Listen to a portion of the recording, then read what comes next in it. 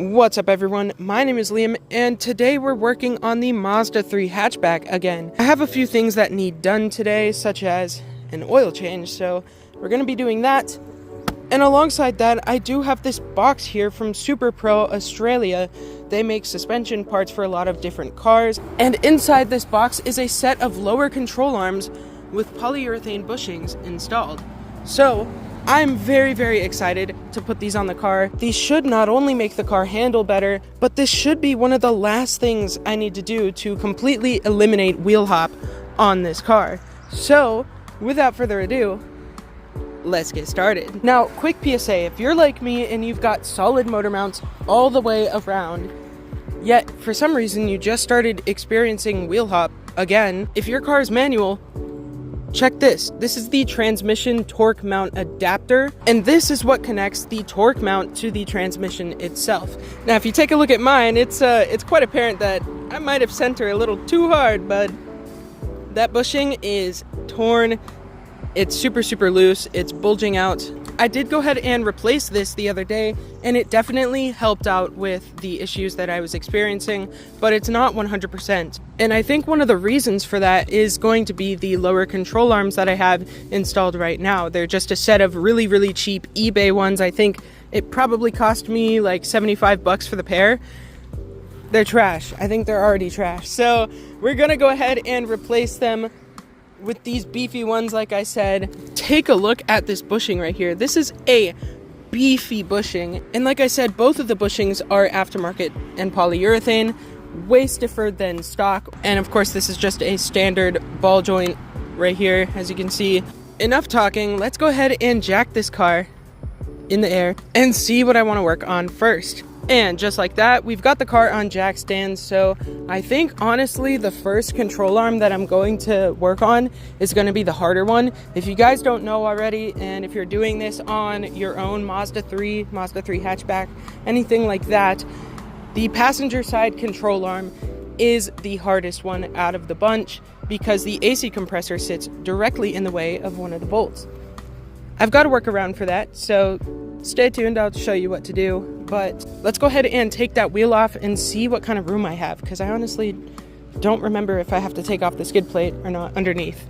Alright, so it's looking like I'm gonna have to take off this Cork Sport aftermarket skid plate. It does get in the way of this bolt right here directly, so maybe I can work around it, but I kind of doubt it. Maybe I'll just try and take this side piece off and see what I can do from there. Because honestly, I'm kind of lazy. I mean, it's not the hardest thing to take off, but it just kind of sucks. There's a lot of bolts and whatnot. So I'll try my hardest not to take it off. But as you can see, here is the stock lower control arm. I mean, it's not stock, it's an aftermarket pile of crap, but it seems to be doing pretty well so far. Taking a look at the entirety of the suspension right now, everything looks pretty good besides my Cork Sport aftermarket end link. That has a torn boot now, so that's cool. We'll see how long that thing decides to last. Now, like I said before, the passenger side control arm is the hardest one to do on this specific car, and here is why. As you can see, I lowered the skid plate a little bit so I could get access to this bolt, but as you can see, with the bolt completely loose and all the way backed out, it hits this AC compressor shield. So what I gotta go ahead and do is take off the compressor shield and hope that I can get it out with that. Now, annoyingly, if your car has stock motor mounts, the easiest way to remove that bolt is going to be by taking off that compressor shield and then jacking up the bottom of the engine to hopefully raise it enough to give you enough clearance to slide that thing right on out. I'm gonna try and avoid that today. I'm just gonna try and take off the AC compressor shield. I've done it before when I installed these current arms, so I should be able to do it once more. So with that being said, I'm gonna go ahead and do that and I'll be right back. So as you can see, I've finally got the front bolt out for that inner bushing. And yeah, to get that compressor shield off, there's just 3 12mm bolts that you gotta get off. Simple as that. And I mean, look at this. This is an absurd amount of play to have while the back of the arm is still installed. I don't know about you, maybe this is normal, but this does not look good at all. I'm so excited to have these things off of this car. Next up, what we're gonna have to do is take off this ball joint right here. There's going to be two 14mm bolts and nuts. There's a bolt right here, and then on the other side is a nut. So I'm gonna have to take that off. I don't even know if you could see that. There it is. There's the nut. I'll take that off and I'll be right back.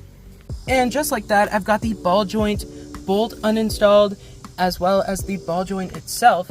Last but not least, we've just got two 17mm bolts that are right here that hold the back end of the control arm on, and we're smooth sailing with those. Those should be pretty easy to remove.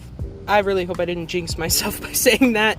Both the 17mm bolts have been removed. Let's go ahead and see if this control arm will just go ahead and drop down for us now.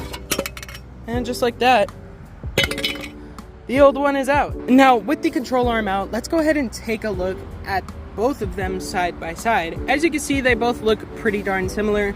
The only major difference is going to be these polyurethane stiff AF bushings that are installed on this one. And as you can see, don't worry about that. It just folds out just like that, so it'll match the one right here. So let's go ahead and get this arm installed. Alright, so as you can see, the new arm is completely installed. Everything is tightened up. It's virtually the same process as removing it, just backwards, so I didn't really bother to record anything. But I do want to note one important thing, and that's the fact that these arms come with new hardware, at least those bolts right there. It doesn't come with any other bolts, but honestly, I'll take what I can get. But one thing I do want to note is that the OEM bolts are a 17mm bolt, and these are a 15. So usually I don't really like when companies step down on the head size, but as long as it works, whatever, man. And finally, it is time to work on the easy arm, the one that doesn't have anything in the way of the bolt in there. As you can see, I already got it out. Again, I'm not dropping the skid plate. I am going to make life harder for myself just so I can be lazy. At this point, I just got the ball joint and those two bolts, so I'm gonna get this one swapped out real quick and I'll be right back. And just like that, we've got the new arm installed on the driver's side as well. This one literally took me like 20 minutes to do, and it would have taken me less time if the brake rotor was not fighting with me. I had to shimmy the brake rotors on both sides to allow the ball joint to have enough space to slide into the knuckle. This one was seized though, so it took a little bit of time, but honestly, 20 minutes for one control arm is really not that bad. Yeah, I'm pretty happy so far. Before we go ahead and take this car on a test drive though, I still gotta do the oil, so let's go ahead and do that real quick, and then we'll take it on a drive. Fun fact, if you guys have a Mazda 3 like this and your drain bolt threads are stripped out, grab a longer drain bolt like this one. This is an 1.25 inch drain bolt from a Mercedes. It's a 13mm, still an M14 by 125. And get one of these rubberized washers right here, and you won't have to replace your pan. When I first bought this car, I went to change the oil on it, and the threads came out with the drain bolt. So yeah, this is what I've been using ever since, and almost 3 years later, it's still holding up, so whatever. If you guys are curious about the oil and filter that I use Royal Purple 5W30 and a Wix XP filter, and the filter number is right there. All right, the car is back and running. Suspension seems to feel pretty good so far. I guess I'm gonna see if my alignment's off as soon as I get on the road, but first, I'm gonna go ahead and mark off what I did on my maintenance list with the miles that I'm at right now. So as soon as I'm done with that, I'm gonna go ahead and get y'all set up, and we'll take this thing on a test drive. All right, well,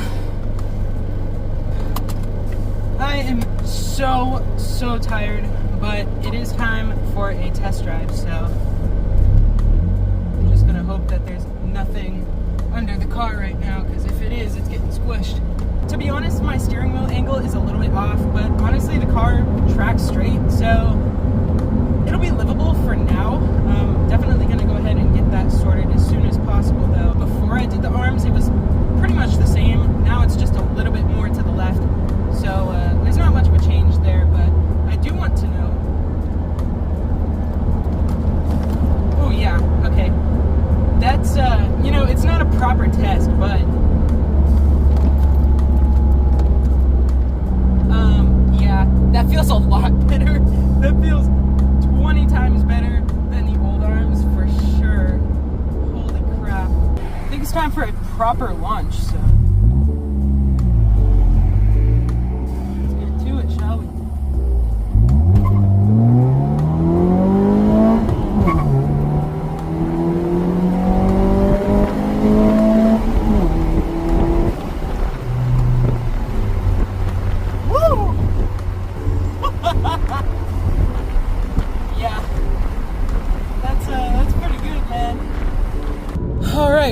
honestly, it's been a couple of weeks since I recorded that last clip, but as you can see, the car is still driving. I did end up getting it aligned by a good friend who did an absolutely amazing job on the alignment, as you can tell right now. But I did want to do a couple week update on these arms, let you guys know how they're doing, and whether or not I think you guys should pick some up for yourself.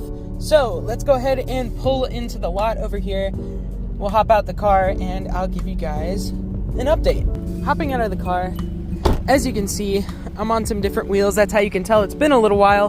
These are my spare wheels. They're a set of Gen 2 Mazda 3, just regular Steelies that I painted silver and added a chrome trim ring, as you can see. So they look a little bit better than what they would have looked like stock, for sure. But overall, my impression on the new lower control arms is honestly super good. The wheel hop situation is about cured. I think anything at this point is going to be a driver issue more than it is a car issue. Like I said before, these cars just generally suffer from wheel hop issues all the way around, amongst other suspension issues, and anything you can do to tighten up the suspension in these cars is going to be a huge plus. Now, another thing I wanted to touch on about is going to be bump steer. From factory, and especially with cheaper aftermarket arms, these cars have a lot of bump steer issues. And if you don't know what bump steer is, it's basically when you hit something in the road with one of your wheels, the steering kind of jerks itself that way. And a big reason for that is going to be soft bushings that allow the wheel to get taken by whatever you're hitting, whether it be a small bit of road debris or a pothole. It's going to jerk the suspension. But thankfully, with these control arms, I haven't experienced any bump steer at all compared to what it was before. So that's going to be another huge plus for these SuperPro lower control arms. I think my only gripe about them is that they cost $350 or more depending on where you live. At the end of the day, these are just a set of stock lower control arms with polyurethane bushings pre-installed, and they do sell the bushings separate from the arms, so if you wanted to spend a little bit less money and use your current arms, you could also do that. But overall, the price of their suspension is a little bit up there, but you know what? For a car like this, which doesn't have much mod support to begin with, I'll take it, because I'd rather have that than not have anything at all. Ignore the Hyundai door chime. It's a party trick. So I guess that's going to be it for this video right here. I hope you guys enjoyed the journey of me trying to stop wheel hop on the Mazda 3 platform, and I hope you guys enjoyed the little review of the SuperPro lower control arms. If you found this video a little bit helpful, please go ahead and hit that like button, and if you want to see more content on this vehicle right here, well, hit that subscribe button and turn on post notifications so you don't miss another one of these videos. I hope you guys have an amazing day or night depending on where you are, and I hope to catch you in the next one. Peace out.